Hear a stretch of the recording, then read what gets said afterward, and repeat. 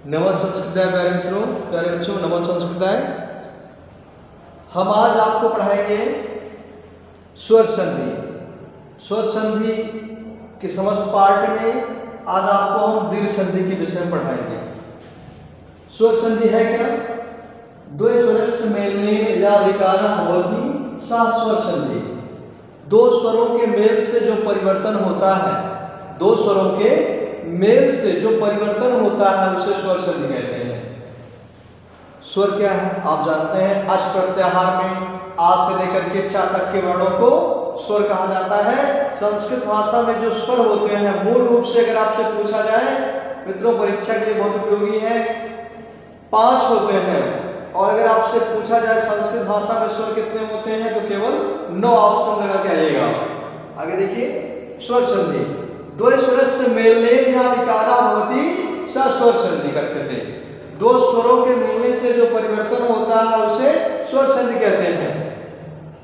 अब स्वर संधि में हमने आपको पार्ट दिए हैं। स्वर संधि के जो 8 पार्ट हैं, दीर्घ संधि, गुण संधि, वृद्धि संधि, जड़ संधि, अयादि संधि, पूर्व रूप संधि, पर रूप संधि और 8वां है प्रकृति भाव।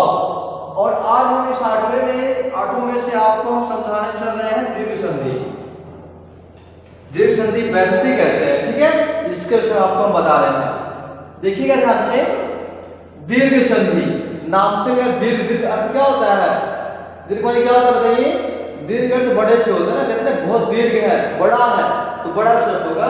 तो सूत्र है अकाशवर्णे दीर्घ, अकाशवर्णे दीर्घ, अकाशवर्णे कः, अकाशवर्णे दीर्घ।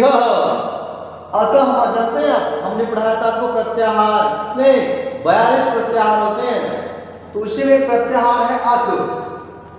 कौन सा प्रत्याहार है? अक प्रत्याहार। तो जो अक प्रत्याहार है, अक में आ ई उ री ये 5 वर्ड आते हैं। आ ई उ री। नियम कहता है जब अक प्रत्याहार के वर्ण हो, कहां? किसी शब्द के प्रथम पद के अंतिम अक्षर में और द्वितीय पद के प्रथम अक्षर में आ ई उ री में से कोई भी हो तो ये दीर्घ हो जाते हैं। नहीं समझना? समझिएगा कैसे दीर्घ होगा, बता रहा हूं मैं, एक आपको इसमें समझा रहा हूं स्टेप।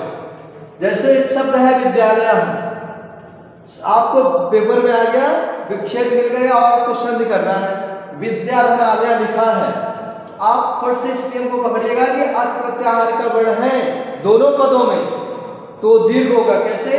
जैसे विद्याधनालय लिखा है, विद्या बोलिए, विद्या विद्या, ओके, विद्या देखो, विद्या में आ आया है और इधर आलया, आलया में आ आया है।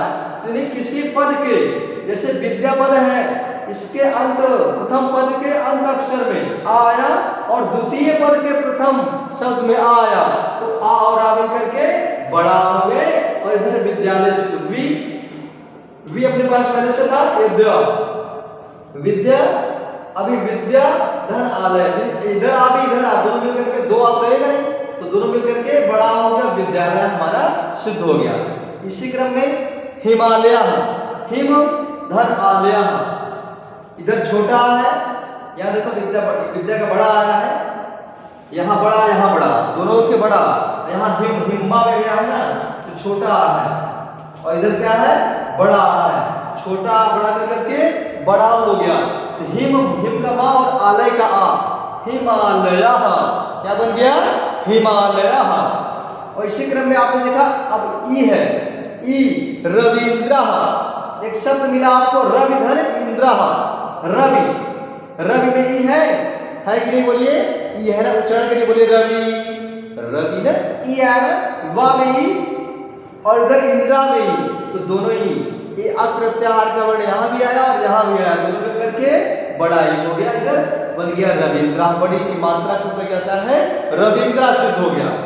अब ऐसे ही आता है भानुदय, अब इसी तरह से सर एक और, तो ऐसे रविंद्रा, गिरिंद्रा, गिरधरिंद्रा, गिरिंद्रा ऐसे बन जाएगा बेटा।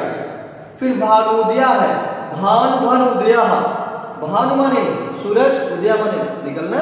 अब भानु ना में छोटा हूं और उदय का ऊ, दोनों मिलकर के बड़ा होकर के हमारा सिद्ध हो गया भानुद्या। संधि बने जोड़, जब हमने जोड़ किया संधि बनाया तो बन गया भानुद्या। ऐसे री आया आयुरी मातृणम मातृधन ऋणम। आपने री पढ़ा है ना, आप लोग अक्सर लिखते हैं री ऐसे आ ई लिखते हैं ना, तो री आता है, आप लिखते हैं री री। री भी बड़ा हुआ था, एक छोटा री और एक बड़ा री,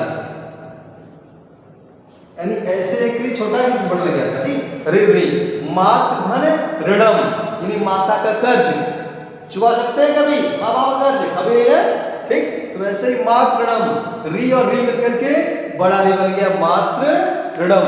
समझ में आया मित्रों, समझ में आया बच्चों?